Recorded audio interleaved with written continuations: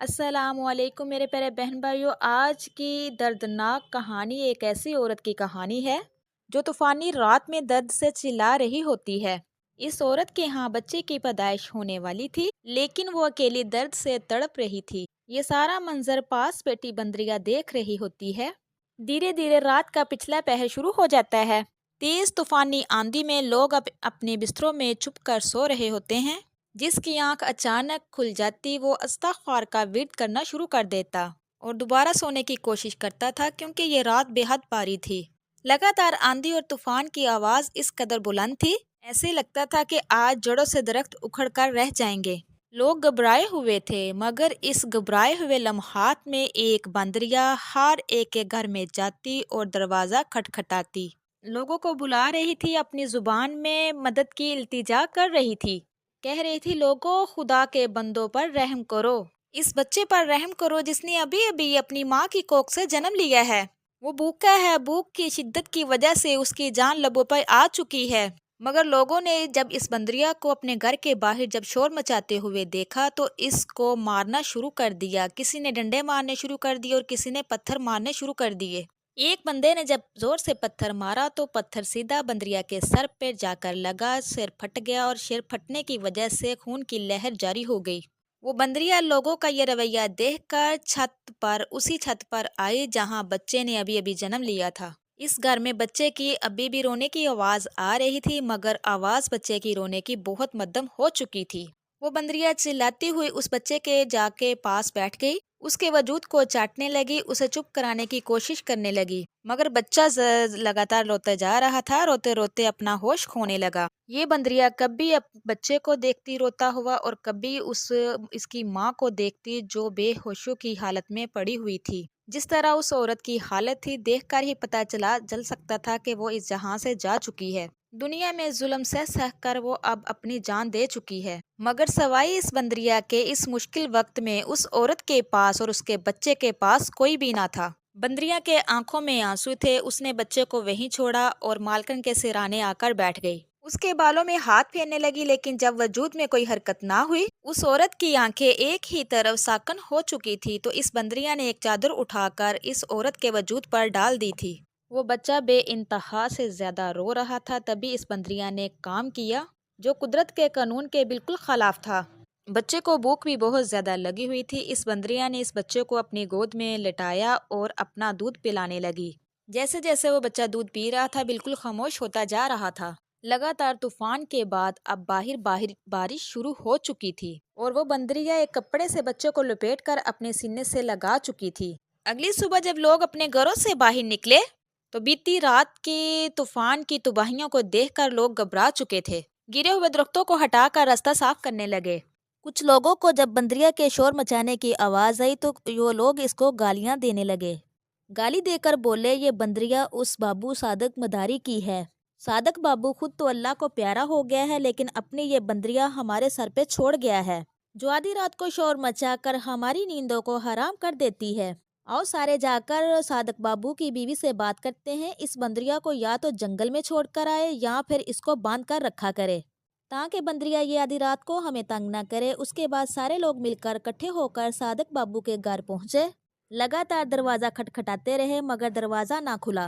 لوگ سوچنے لگے کہ اس کے گھر میں کہیں کچھ ہو تو نہیں گیا جو دروازہ نہیں کھول رہے۔ جیسے ہی دروازہ توڑ کر لوگ اندر داخل ہوئے تو سامنے بابو صادق کی بیوی مری ہوئی پڑی ہوئی تھی اور جو چھوٹا بچہ تھا وہ بندری نے اپنے سینے سے لگایا ہوا تھا، لیٹی ہوئی تھی۔ جیسے ہی اس بندریا نے لوگوں کو اپنے گھر میں داخل ہوتے ہوئے دیکھا تو زور سے شور مچانے لگی اور لوگوں پر حملہ کرنے لگی، مگر ایک شخص نے اس بندریا کو زور سے پکڑ کر دیوار میں مارا اور کہا کہ تو لوگوں پر حملہ کرتی ہے، دیکھو اس نے بچے کو کوئی نقصان تو نہیں پہنچایا۔ وہ لوگ کہنے لگے اور جس حالت میں بابو صادق کی بیوی پڑی ہوئی تھی تو گاؤں کی عورتوں کو فوراً وہاں بلایا گیا۔ صادق بابو کی بیوی مر چکی تھی، گاؤں والوں نے صادق بابو کی بیوی کو دفنا تو دیا، مگر اب سوال یہ پیدا ہوتا تھا کہ اس بچے کو کون پالے گا۔ وہ بندریا اس بچے کو دیکھ کر لگاتار اپنے ساتھ لگانے کی کوشش کر رہی تھی، جبکہ گاؤں کی عورتیں اس کو بچے سے دور کر رہی تھی۔ اس بندریا نے ان عورتوں کے ہاتھوں پر خروشیں بھی مار دی۔ ان عورتوں کی اصل حقیقت کیا تھی وہ بندریا خوب جانتی تھی۔ آج سے کئی مہینے پہلے ان لوگوں نے صادق بابو کی بیوی کے ساتھ جو کچھ کیا تھا، صادق بابو کے مرنے کے بعد وہ بندریا خوب جانتی تھی۔ صادق بابو ایک سادہ مزاج آدمی تھا جس نے آج تک کسی کے ساتھ کچھ برا نہیں کیا تھا۔ جو کچھ بھی اس کو ملتا صبر شکر کر کے خود بھی کھاتا، بیوی کو بھی کھلاتا۔ جس طرح صادق مداری تھا، اس کی بیوی بھی بہت ہی نیک اور سادہ انسان تھی۔ کبھی کسی چیز کی ضد اس نے صادق بابو سے نہیں کی تھی۔ دونوں ہی صبر شکر کے ساتھ زندگی گزار رہے تھے۔ ان کے پاس ایک بندر تھا جس کا تماشا دکھا کر وہ اپنا پیٹ پالا کرتے تھے۔ صادق کی بیوی نے ایک دن صادق سے کہا، تم نے تو خود اپنی شادی کر لی ہے، اب اس بندر کی بھی شادی کروا دو۔ دیکھو یہ لوگوں کی شادیوں میں ناچتا پھرتا ہے، اس کی اپنی بھی ایک بیوی ہونی چاہیے۔ وہ بندر بہت ہی سمجھدار تھا۔ صادق اور حمیدہ کی ساری باتوں کو سمجھ رہا تھا۔ وہ شادی کے نام پر اچھلنے کودلنے لگا اور خوشی خوشی سے دلہوں کی طرح چلنے لگا۔ اس بندر کو ان دونوں میاں بیوی نے بالکل اپنی اولاد کی طرح پالا ہوا تھا۔ مذاق مذاق میں ہی صحیح، اگلے روز صادق اپنے بندر کو لے کر جنگل کی طرف چلا گیا، جہاں پر پیڑوں پر بہت سے بندر اور بندریاں موجود تھی۔ ہنستے ہوئے صادق نے کہا، لو بھئی، تمہارے سامنے تمہارے خاندان کی بہت سی لڑکیاں موجود ہے، بتاؤ کس سے شادی کرنا پسند کرو گے، کس سے رشتہ پکا کروں تمہارا۔ وہ بندر یہ سن کر شرما گیا، اپنے منہ پہ ہاتھ رکھ کے شرمانے لگا اور بعد میں پھر تھانے دار کی طرح پیڑ پہ چڑھ کر بندریوں کا معائنہ کرنے لگا۔ ایک بندریوں کو اپنی گود میں اٹھا کر نیچے اترا۔ وہ بندر صادق بابو کی ٹانگ کھینچ کر کہنے لگا کہ صادق بابو، میں نے تو اپنی دلہن پسند کر لی ہے۔ حمیدہ نے اپنے ہاتھوں سے دلہن کا لباس خود تیار کیا تھا۔ دونوں میاں بیوی نے بندر اور بندریا کو دلہن دولہا بنا کر اپنے گاؤں میں جب لایا گیا تو ڈگڈگی بجا رہا تھا۔ گاؤں کے لوگ یہ منظر دیکھ کر ہنسنے لگے اور ان کی شادی میں سب نے شرکت بھی کی۔ یہی زندگی تھی صادق بابو کی، سادگی والی۔ دونوں بندر بندریا ان کے گھر میں جھومتے رہتے اور صادق کے ساتھ بندر اور بندریا دونوں کرتب دکھانے بھی جایا کرتے تھے۔ مگر ایک روز ایسا ہوا کہ سب کچھ تباہ ہو کر رہ گیا۔ ایک دن گاؤں کے چودھری کی شادی تھی، بڑے پیمانے پہ لوگ آنے والے تھے، اس لیے صادق بھی خوش تھا۔ اس نے بندر کو اپنے ساتھ لیا اور شادی پر جانے کے لیے نکل پڑا۔ وہ جانتا تھا وہاں پہ کرتب لگائے گا تو لوگ اس کو بہت سارے پیسے دیں گے۔ اس نے وہاں شادی والے گھر میں پہنچ کر باہر بندر کو حکم دیا کہ کرتب دکھائے۔ اس نے بہت سے کرتب دکھائے۔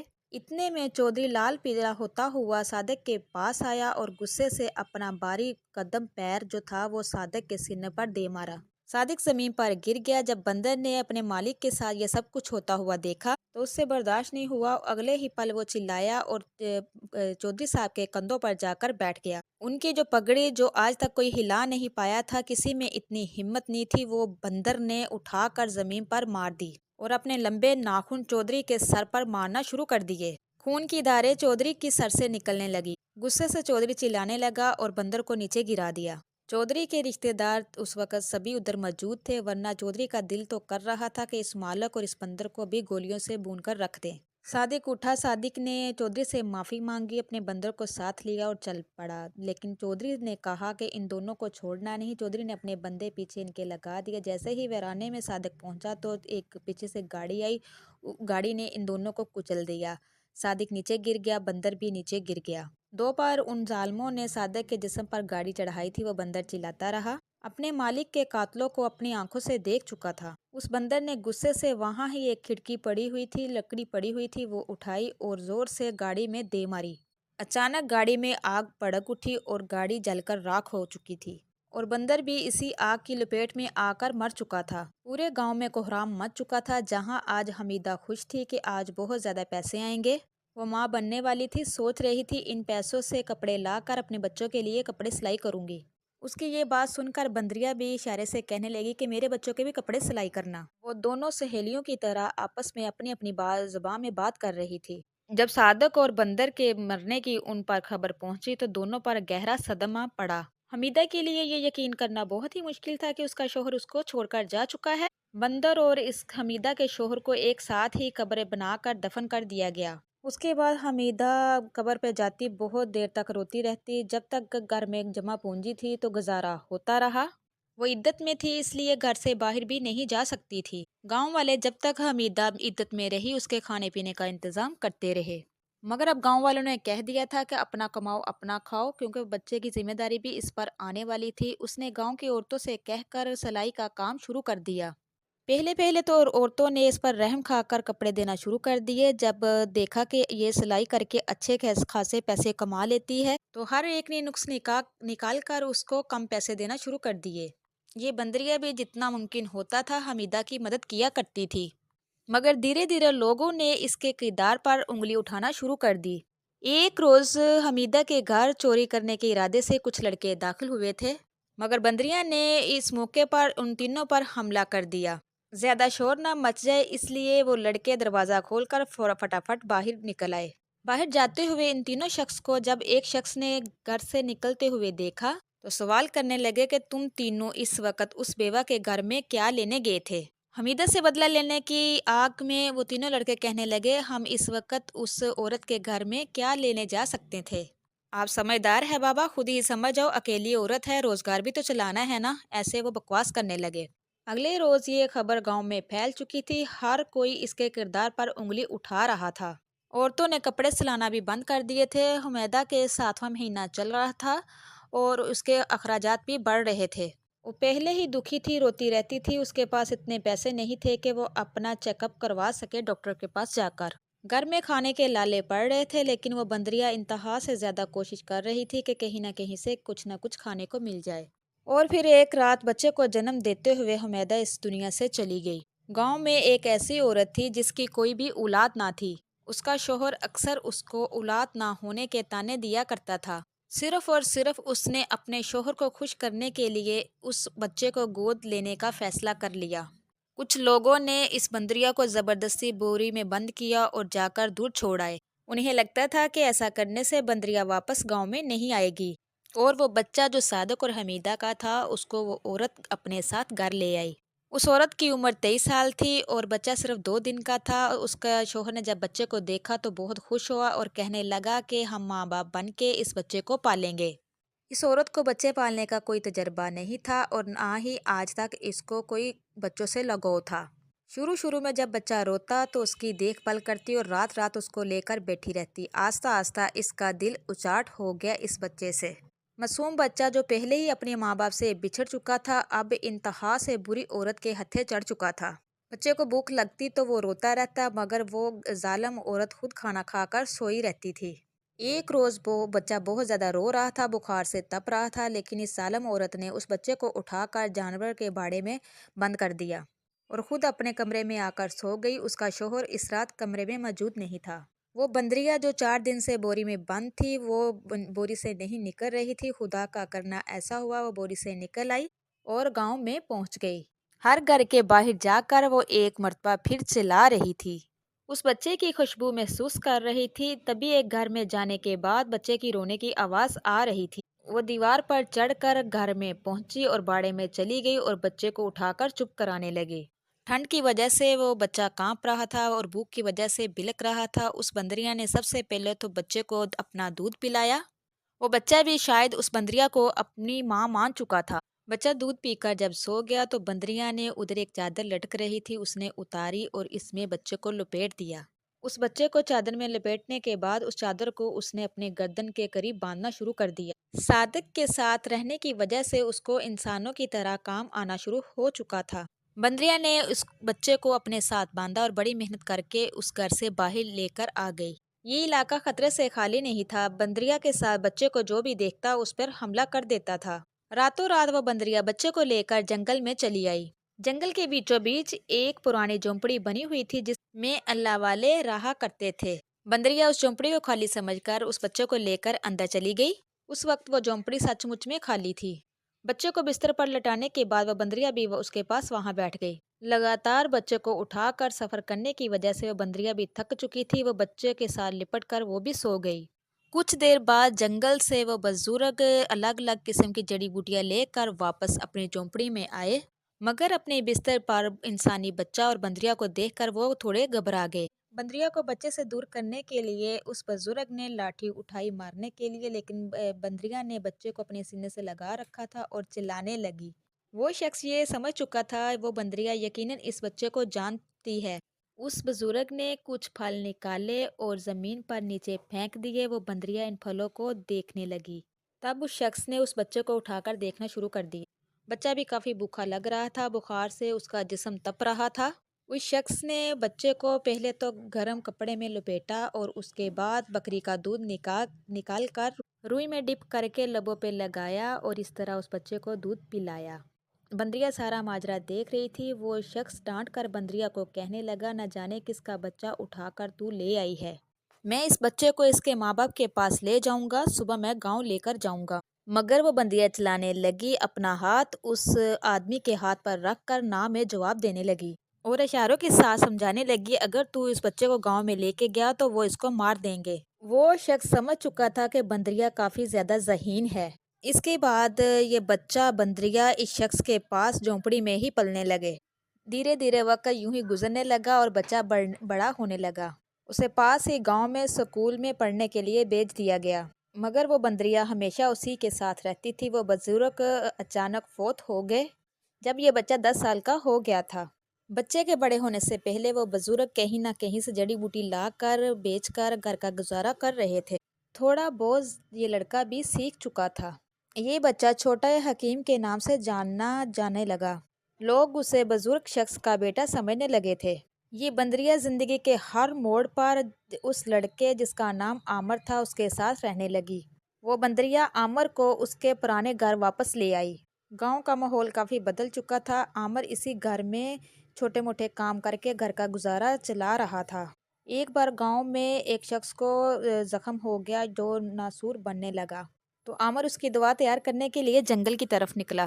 ابھی وہ جنگل میں پہنچا ہی تھا کہ اس کو ایک طرف لڑکی کے چلانے کی آواز سنائی دی جو لگاتار بچاؤ بچاؤ چلا رہی تھی۔ عامر نے جب اس آواز کا پیچھا کیا تو ندی کے پاس ایک لڑکی چلا رہی تھی۔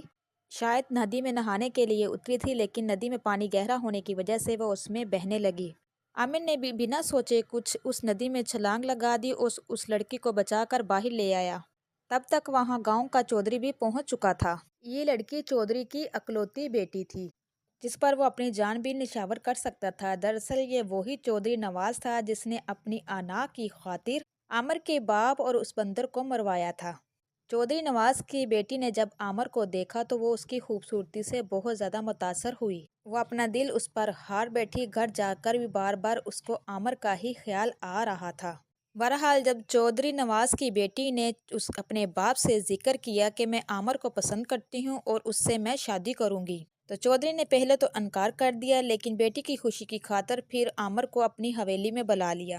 جب عامر کو پتہ چلا کہ وہ اس کو اپنا داماد بنانا چاہتا ہے تو اس کی خوشی کی کوئی انتہا نہ رہی۔ جیسے ہی عامر بندریا کے ساتھ اس حویلی میں گیا تو بندریا چلانے لگی۔ کہیں نہ کہیں تو اس بندریا کو یقین ہو چکا تھا کہ جس نے اس کے مالک اور اس کے شوہر کو مارا ہے۔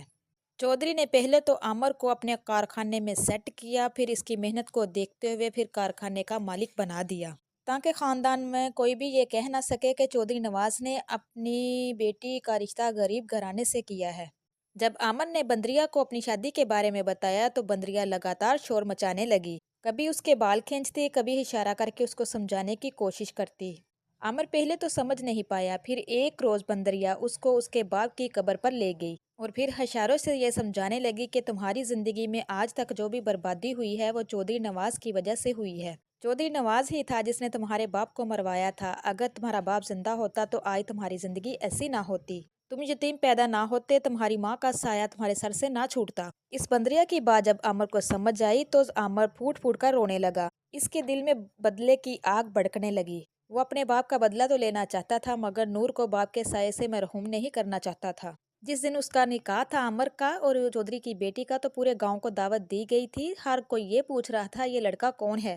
تب سٹیج پر عامر آیا اور ہاتھ میں میک پکڑا اور کہنے لگا، میں ایک صادق مداری کا بیٹا ہوں۔ میری ماں بندریا ہے جس نے مجھے اس مقام تک پہنچایا ہے، کیونکہ انا کی بھیڑ میں میرا باپ چڑھ گیا۔ جب عامر نے ایسا کہا تو چودھری صاحب کے ہوش اڑ گئے۔ آج سے 20 سال پہلے جو چودھری صاحب نے کیا تھا وہ سب ان کی آنکھوں کے سامنے گھومنے لگا۔ پھر عامر سب کے سامنے کہنے لگا، آج سے 20 سال پہلے میرے باپ نے اسی جگہ مداری کا کھیل دکھایا تھا۔ پھر اس شخص نے میرے باپ کا قتل کروا دیا، اسے بے دردی سے مروا دیا۔ تب بھی میرے باپ کے ساتھ وفادار بندر تھا جس نے قاتلوں سے بدلہ لے لیا۔ مگر آج دیکھیے اسی مداری کے بیٹے کے ساتھ چودھری نواز نے اپنی بیٹی کی شادی کروا دی ہے۔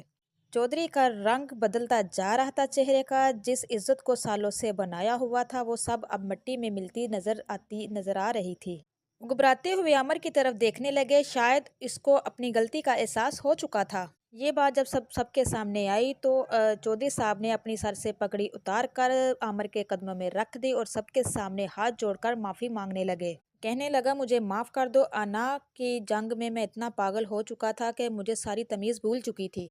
चौधरी के ये अल्फाज वहाँ जो लोग आए हुए थे सबने सुने और पुलिस भी वहाँ मौजूद थी। उन्होंने भी सब सुना और चौधरी को हथकड़ी लगा दी। गांव वाले कहने लगे कि देखो बेटा, बदले में तुम्हारे तुम्हारे चौधरी ने तुम्हें बेटी दे दी है, तुम्हें कारखाना दे दिया, तुम्हें कहाँ से कहाँ लाकर खड़ा कर दिया। लेकिन आमिर कहने लगा, ये तो उस रात की एक दर्द की तकलीफ भी नहीं है जो मेरी माँ ने उस रात सही है और तड़प तड़प कर अपनी जान दे दी।